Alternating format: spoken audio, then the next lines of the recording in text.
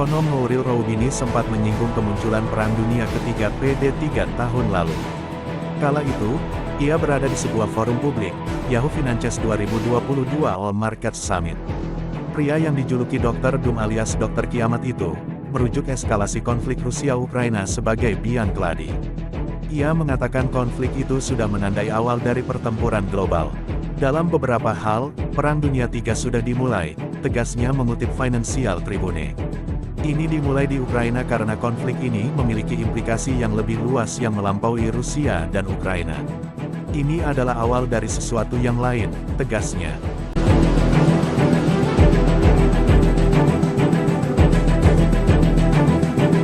Perang Rusia vs Ukraina. Perang Rusia dan Ukraina sendiri masih menggila. Pertempuran sengit terus terjadi terutama di wilayah Bakhmut. Kota itu kini disebut neraka total. Pertempuran sengit juga telah menghabiskan cadangan artileri kedua belah pihak. Perlu diketahui, Bakhmut jadi prioritas Rusia karena dianggap bisa menjadi keuntungan besar dalam perang setahun terakhir. Karenanya itu, pasukan dan tentara bayaran Wagner berfokus di sana. Namun sebenarnya, bukan itu saja. Yang mengkhawatirkan sejumlah pihak adalah mulai dilatihnya pilot Ukraina untuk tes menerbangkan pesawat serang di AS termasuk jet tempur F-16.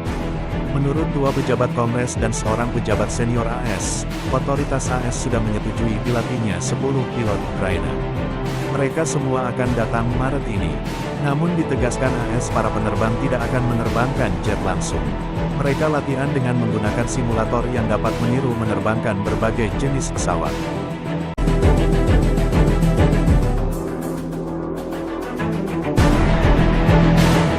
Program ini tentang menilai kemampuan mereka sebagai pilot sehingga kami dapat memberi saran yang lebih baik kepada mereka tentang cara menggunakan kemampuan yang mereka miliki dan kami berikan kepada mereka, kata seorang pejabat administrasi.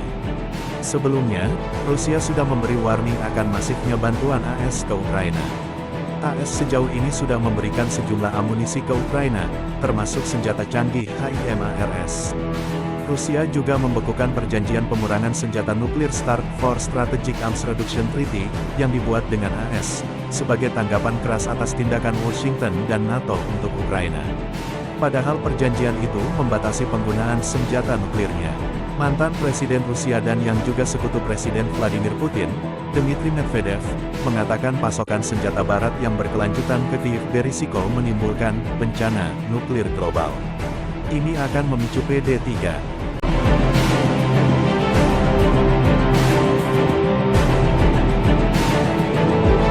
Sebelumnya pula dalam wawancara Gubernur Lemhanas Sri Andi Wijajanto dengan media massa yang dihadiri CNBC Indonesia, terungkap pula bagaimana Putin memberi pesan untuk dibawa ke Presiden Joko Widodo Jokowi terkait kapan perang nuklir dimulai.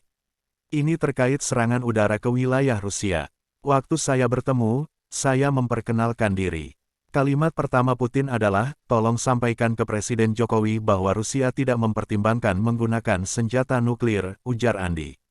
Kalimat keduanya, tapi jika ada serangan udara ke wilayah Rusia, kami mempertimbangkan menggunakan senjata nuklir, lanjutnya menceritakan pertemuannya tahun 2022 lalu.